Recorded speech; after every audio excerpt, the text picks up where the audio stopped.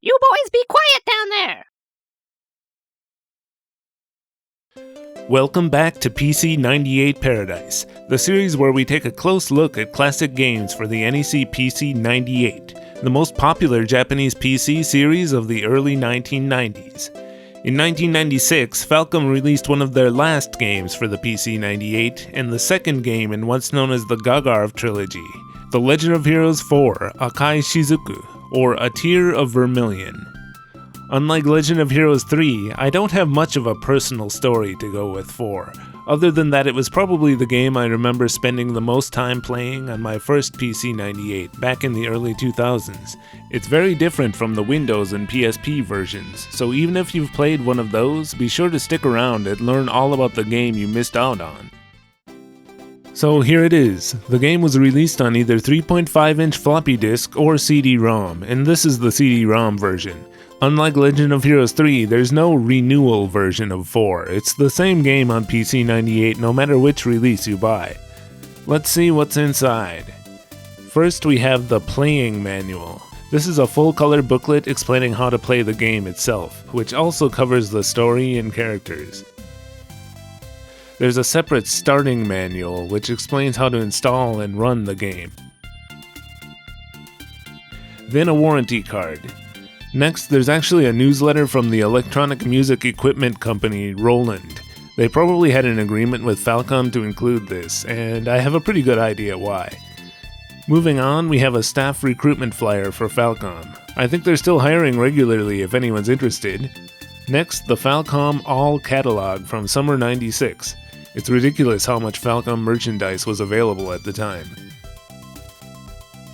Oh yeah, and you gotta love when Falcom includes free CDs with their games. Music Sampler 96 is a bunch of tracks from various CDs Falcom was selling in 1996.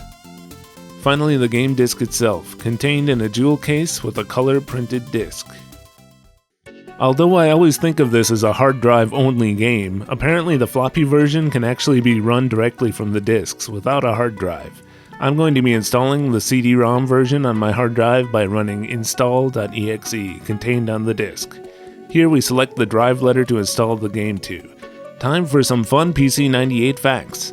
When you boot from a hard drive on PC-98, your hard drives will be assigned to the first drive letters available. Here the internal IDE hard drive I booted from is drive A, and B is an external SCSI drive I also have connected. The floppy drives are assigned to the next available letters, which are C and D. If I were to boot from a floppy instead, the floppy drives would become A and B, and the hard drives C and D. Finally, Q is traditionally used for CD-ROM drives on PC-98, though you can set it to any letter. Anyway, here I'm going to choose my internal hard drive, A, and just install to the default folder, which is Falcom /ED4_98. Oh yeah, in case you're not aware of this, backslashes are displayed as yen marks on Japanese PCs, even to this day. Just like Legend of Heroes 3, the CD-ROM version does only a minimal install to the hard drive, and most of the actual game data is loaded as needed from the CD-ROM while you play the game. Once the game is installed, I can just navigate to the install folder and run ed4.exe with the CD-ROM inserted. The menu here is very similar to the one in 3. Let's just select the second option to start a new adventure. I've always found it kind of weird how short and simple this opening sequence is compared to other Falcom games of the time. It's just some text explaining an ongoing war between Bardus, the god of light, and Octum, the god of darkness. Did you say rectum? As well as the human war between followers of the two gods. The real intro is told within the game engine and shown directly afterward. Avin and Imel are two orphans who were raised at a cathedral called Cathedral. But Cathedral is attacked by Belius, a former priest of the god Bardus who has turned to the dark side and is now a follower of Octum instead. Avin and Imel are taken safely away from Cathedral and each given one of two MacGuffins. They are then raised separately without the knowledge of the other's location, so that even if someone finds one of them, they won't be able to find out the location of the other MacGuffin. Avin spends his childhood being trained by an old hermit named Lemurus and playing with his friend Mile. This beginning segment with Avin as a child presents the player with several choices, such as what to eat for dinner or what game to play with Mile. Each of these choices will have a permanent effect on Avin's stats throughout the game, so I'd say choose wisely, but it's hard to tell what each of the answers actually do, so just have fun, I guess. The most important question is when Avin is asked whether he wants to learn black magic, white magic, or summon magic. Mile chooses white, so you will have at least one healer at the beginning of the game. For this playthrough, I chose black magic for Avin. Then we flash forward to when Avin is 17 and Lemurus is on his deathbed. Avin still desperately wants to know where his sister Imel is, but Lemurus can only tell Avin the name and location of a sage who might know where she is. So with only that knowledge, Avin is off. We start with only Avin and need to walk to the nearby village in order to get Mile.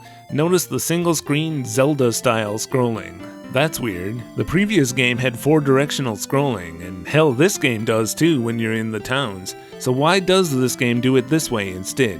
Each time you travel to another screen, there's a random chance that a battle will begin. I guess they didn't want to make it the same as the previous game, where battle encounters only happen at certain scripted points. Still, I think there must have been plenty of ways they could have implemented a random battle encounter system while still having 4-directional scrolling. For that matter, this game does look pretty dated, doesn't it? It's hard to believe this was released the same year as the Nintendo 64. Isn't the PC-98 capable of better than this? After all, there are PC-98 games with much bigger characters and smoother scrolling. The difference is that the game on the right needs a ton of extended memory in order to run this well, whereas Falcom PC-98 games in general don't require very much extended memory. They probably wanted to make sure as many PC-98 users as possible could play their games without having to upgrade their machines.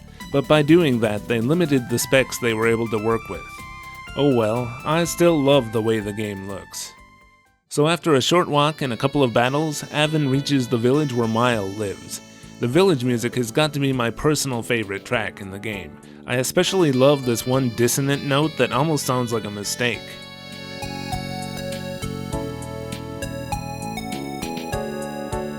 Anyway, there really isn't much you have to do in this village in the PC-98 version.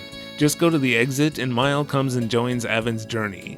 Neither Mile's parents nor the village elder protest or make any effort to stop them. In fact, you can just leave without even talking to them if you want, though you'll probably want to grab these chests at the elder's house before you leave. One of them contains the world map, which is a new addition in 4. This map becomes extremely important due to the way 4 is structured.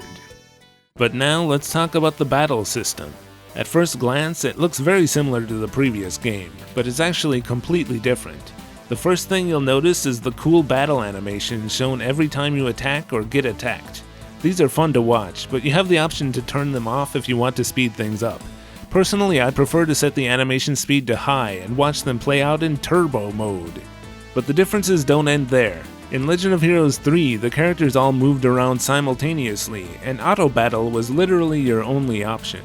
But in 4, characters move one at a time, and completely manual battles are not only an option, they're the default. However, unless you want the battles to take forever, you're probably going to want to use auto battle for most of the random encounters. While I complained a lot about the stupidity of the AI in the previous game, the AI here is actually quite smart. The characters will cooperate with each other and actively target enemies with the lowest HP, so they can be taken out first. The enemies in this game will try to run away off the edge of the screen when they're low on HP, and you won't earn money for killing them if they succeed. But your AI characters will actually do their best to chase them down and take them out before that happens. Hey! Oh, now look what you did. You let it escape! Healer characters also do a pretty good job trying to keep the party alive. My only minor complaint with the AI is that characters low on HP just keep on fighting like they're not in any danger. They won't try to fall back toward the healer in order to stay alive. But again, if you don't like what the AI is doing, you're free to take control at any time.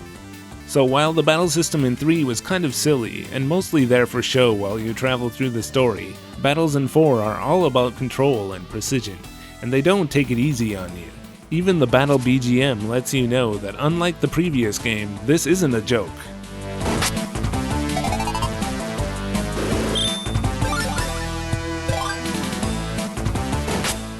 In fact, Legend of Heroes 4 is overall a much harder game than 3. Your HP and MP isn't restored after battle, and if you lose, there are no second chances. You're going back to wherever you last saved your game. And speaking of game saves, this is the only Gagharv game where you can't save anywhere. In fact, you won't be able to save until you get all the way to the first large city of the game, Fildeen. If you die before that, and you probably will, you're going all the way back to the opening sequence. There have got to be tons of people who gave up on this game right away near the beginning. If, however, there's something you need to go do in real life, the game does offer a temporary save and quit feature that you can use anywhere, but this can't be used to make actual progress, since the temporary save file is deleted as soon as you load it. If you then die, you'll still have to start over. The only way to save permanently is at the inns in the larger cities, or by using a tent, both of which cost money. Toward the beginning of the game, saving is a non-trivial expense, but later on I loaded up on tents and saved frequently.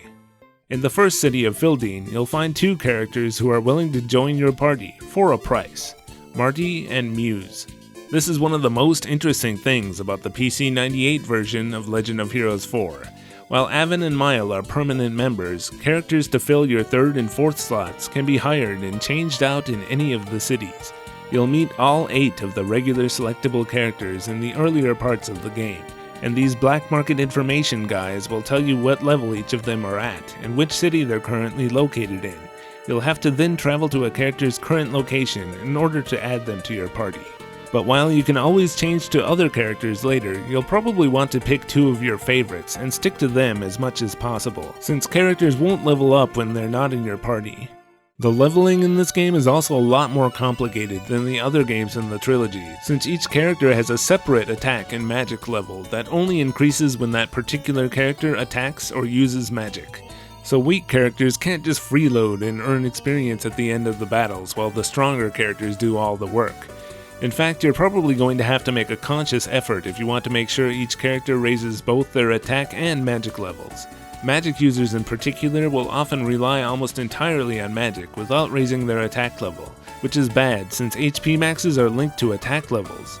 In easy battles, I'll often literally have my strong attackers stand down and let the magic users use their regular attacks in order to force them to raise their attack levels. In my first playthrough 20 years ago, I remember actually using the first and easiest to obtain character, Marty, all the way to the end of the game. I figured I had already been leveling him from the beginning, so why switch to a different character later? But oh man, I wouldn't recommend doing this. Not only is Marty's attack level super difficult to raise, but the number of spaces he can move per turn never increases, no matter how much you level him up. So I would only recommend him for maybe the earlier parts of the game, unless you're looking for an extra challenge. Still, I wish I still had my game saves from back then so I could show you footage of my super powered up Marty I used at the end of the game. Marty. Such a nice name. In so many ways, this game is the oddball of the Gagharv trilogy. The story isn't divided into chapters, and there are no books to collect. But by far the most unique thing about the PC-98 version of Legend of Heroes 4 is the quest system. The inns in the cities also serve as adventurers' guilds, where you're given a list of jobs you can carry out and earn money. So that's right, the optional quest system that you'll find in the Trails series and the modern East games has its origins here, in 1996.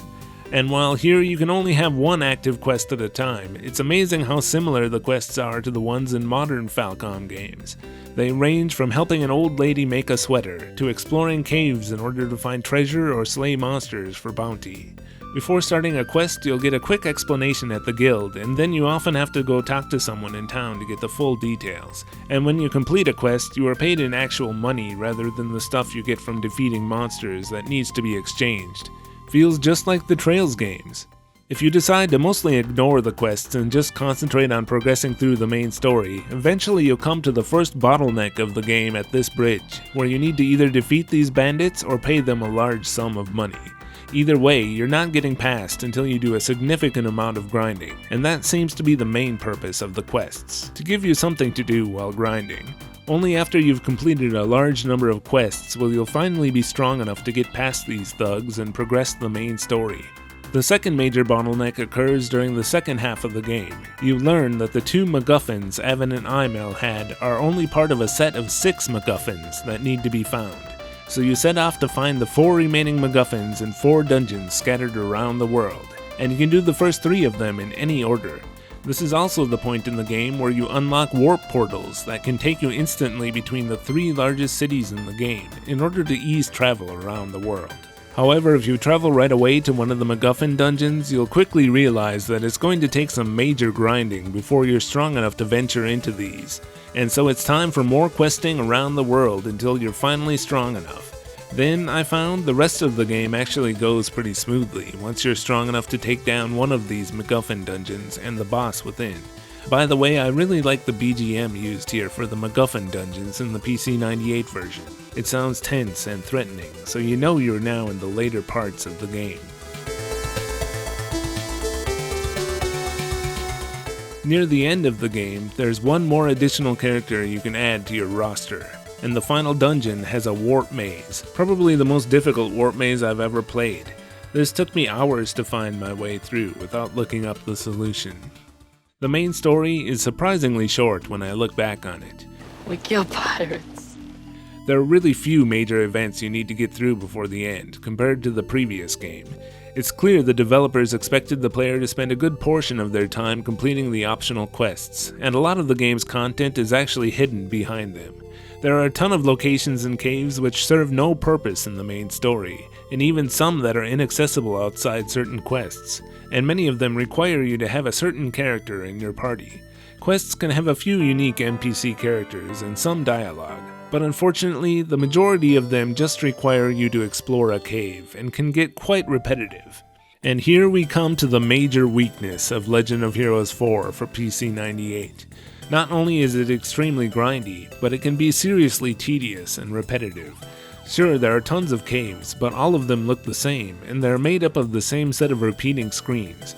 Even outside the caves, the world map is made up of a limited set of different screen layouts that are repeated over and over again. Legend of Heroes 3 had completely unique looking fields for each section of the game. 4, on the other hand, is a repetitive and grindy game that sadly you won't likely get all the way through unless you're someone who is able to enjoy routines and the feeling of slowly but surely making your characters stronger. But looking at it from a more positive angle, unlike all the other Gagharv games where you're always walled into a small area, 4 for PC-98 gives you complete freedom to travel about the world, and there are more optional quests than you'll ever need to give you the experience and money required to finish the game. Some of the quests seem to even regenerate multiple times, so if you're a crazy person, it's a game you can enjoy for quite a long time even after finishing the story. It's sort of like an online RPG, from before online RPGs were really a thing. Who says the adventure has to end? But for those who are more interested in the story, I think this game warrants a spoiler section. This should be especially interesting for those who've completed the Windows or PSP versions, since a lot of the story is very different here. About halfway through the story, Avin hits a very big turning point. He crosses the ocean to the other side of the map and gets on an ill-fated bird-drawn wagon, as shown on the cover of the game. Before he gets off, one of the major antagonists will be killed, and then Mile is killed, and soon after, his sister Imel, killed.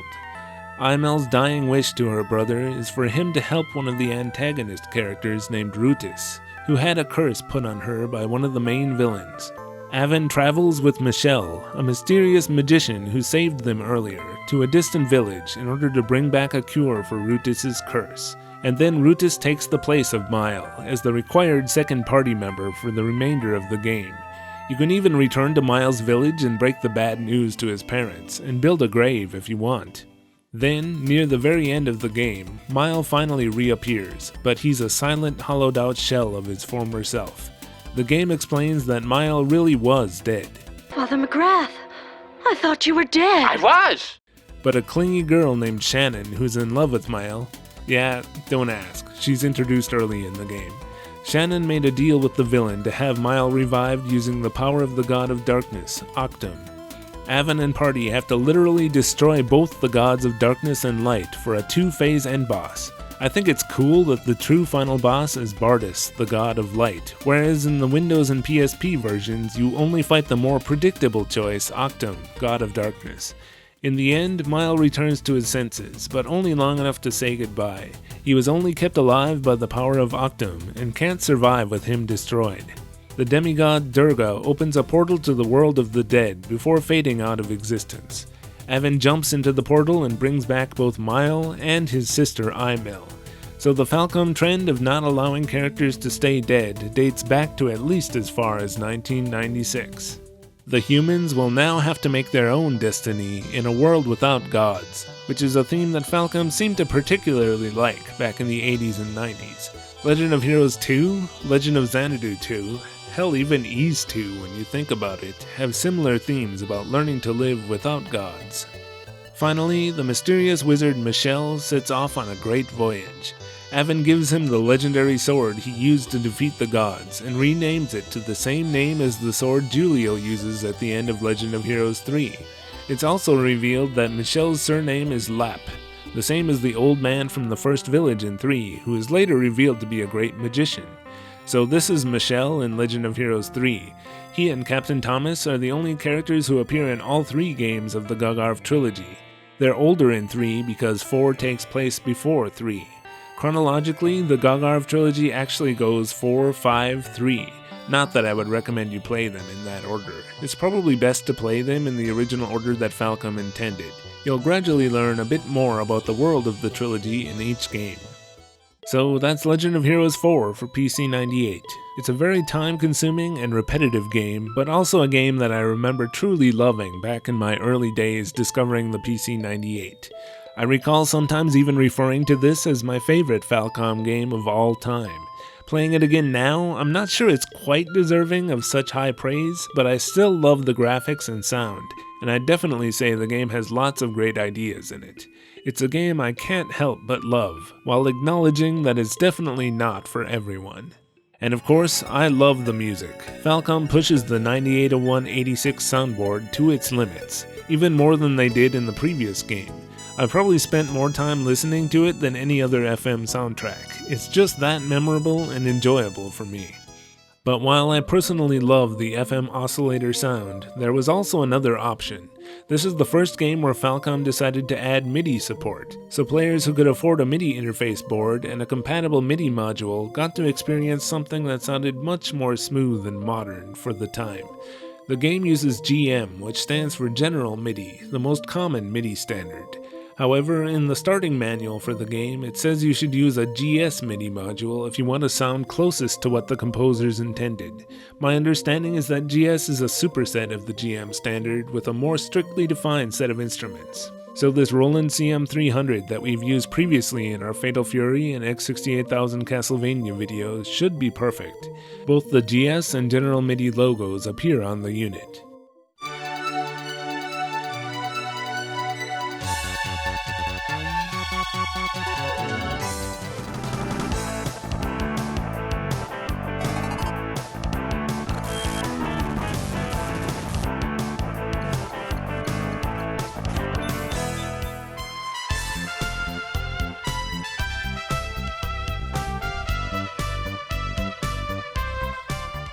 There was also a MIDI special soundtrack CD, but the MIDI arrangements on that one aren't the ones from the game. They've been further modified to sound even better, so there are a ton of different ways to experience the game's soundtrack. I'm just happy they also released an FM sound version CD simply titled Music from the Legend of Heroes 4. So let's move on to the ports. It's probably worth mentioning that both 3 and 4 were also released in Korea for IBM MS-DOS machines. These versions were released soon after the PC-98 originals and are very similar. Back in Japan, just like 3, 4 received a port to the PlayStation 1 by the company GMF. Again, this is pretty much the PC-98 version, but with a zoomed-in perspective. However, there are a few welcome improvements. You can save your game anywhere, and the game has scrolling even for the main overworld and caves. See, Falcom, it isn't so hard. They also added a sort of mini-map that comes up when you use the signposts. This might be in order to ease navigation a bit, since it can be difficult due to the zoomed-in view. Just like in 3, the arrangement of the soundtrack includes some new parts, like a key change in the battle BGM. Overall, the PlayStation 1 version has the honor of being the only Japanese port that's anything like the original PC-98 version. In the year 2000, Falcom themselves released the Windows version. While I've actually owned this one for longer than the PC-98 version, I'd never played very far into it. Finishing this one has always been on my bucket list, so I took this opportunity to finally go ahead and do so. Whereas the Windows version of 3 was overall a pretty faithful port of the original with a few welcome improvements, the Windows version of 4 is a total remake, with hardly anything from the PC-98 original left intact. First of all, being the last game in the Gagharv trilogy to be released for Windows, 4 is on a bit of a higher level graphically than the other two, though I'm not sure it's easy to tell today. Scenario-wise, they took the basic story and characters of 4 and made it into a completely different game, much more similar to the other two in the trilogy. The game has scrolling, chapters, books to collect, and you can save anywhere. The optional quest system has been removed, and characters now come and go at predetermined points in the story. Consequently, the characters are far more fleshed out with personality, and have actual roles to play in the story, whereas in the original they couldn't because they were freely interchangeable. The game also progresses the same way as the other two Gagharv games. You're walled into only a small area at a time, as the game takes you by the hand to where you need to go. Whereas in the PC-98 version, you play around the world of the game, in the Windows version, you play through it. The warp portals you use to get around in the PC-98 version only make a couple of appearances as part of the story, and the MacGuffin dungeons from the second half of the game are now in a predetermined order. Some of the optional quests have been reworked into the main story, while a number of caves that were only for questing in the original have been deleted from the map entirely. The layouts of the towns are the same as the PC-98 version, though the people in them have been changed around. Weird unused remnants of the PC-98 version are everywhere. At the quest counter of the Adventurers Guild, you'll find only random NPC dialogue rather than optional missions, and the entrance to the warp portal in the city of Baloa is now just a locked door without a purpose. The story is so fleshed out and there's so much dialogue, it's almost on the same level as Trails in the Sky. There's a joke that detractors of the Trails series like to make that characters in the series will stop at a fork in the road to have a long discussion. Well, that actually happens multiple times in this game. At the very beginning, you'll notice a long section that has been added showing how Avin and Mile met. This is just one example of how vastly expanded the story is over the original. There are also tons of brand new music tracks, but a few that were in the original have been omitted. The warp maze is still here, and although they added enemies to it, it's much easier to get through. The battle system has been replaced with basically the same one from the other two Windows games. The most recognizable thing from the PC-98 version is the animation sequences, which now appear only occasionally during some of the special attacks. The auto-battle AI is in some ways actually a little stupider than in the PC-98 version, using magic willy-nilly and targeting enemies randomly rather than taking them down methodically. Manual control is required for any difficult battles or bosses. If you use auto-battle, you'll lose. The bosses are almost annoyingly difficult compared to the rest of this otherwise easy game. Luckily, if you do want to grind and make them a little easier, changing the frame rate setting on a modern PC will put the game into Hyper Turbo Drive mode. You have entered Power Drive.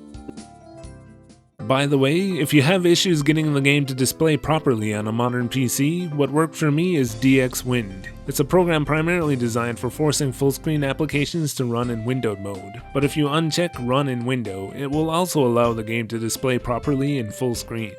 Overall, this is a much less tedious and repetitive game than the original, is much easier to progress, and has a far more fleshed out story and characters. It also matches better with the other two games in the trilogy. You could probably even go as far as to say that it's an objectively better game than the original. Still, I can't help but mourn the loss of some of the features that made the PC-98 version unique and interesting. It is kind of weird to think that Falcom decided to completely remake this game only 4 years after releasing the original.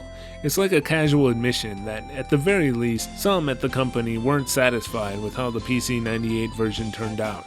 At least they did eventually end up revisiting the quest system in 2004 with Legend of Heroes 6, Trails in the Sky.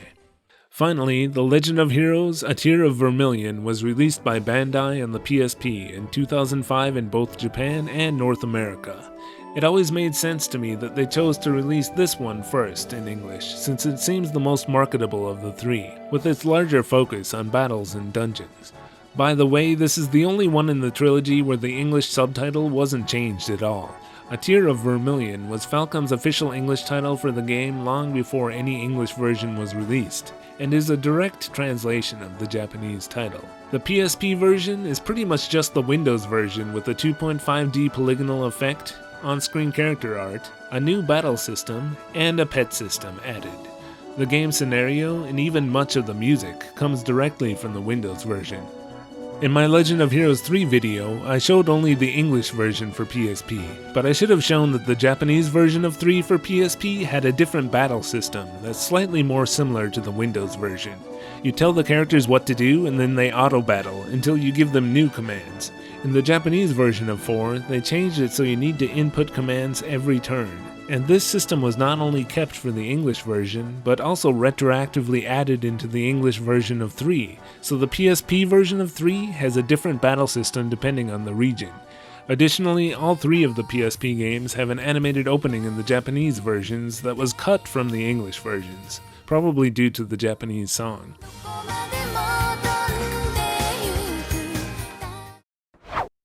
So overall, I'd say the Windows version is probably the best. I prefer the battle system and graphic style over the PSP version.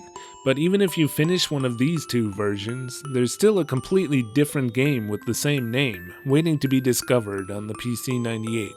A game with a timeless soundtrack that will always bring back memories of an endless quest around its fantastic world. Thanks for watching this episode of PC-98 Paradise, and don't forget to share it if you know someone else who loves this type of game. So have you played any version of Legend of Heroes 4 yourself, and does the PC-98 version look like something you'd enjoy? Let me know in the comments, like and subscribe, and I'll see you back again soon for more classic Japanese PC games. This is Mr. Jakes saying goodbye for now.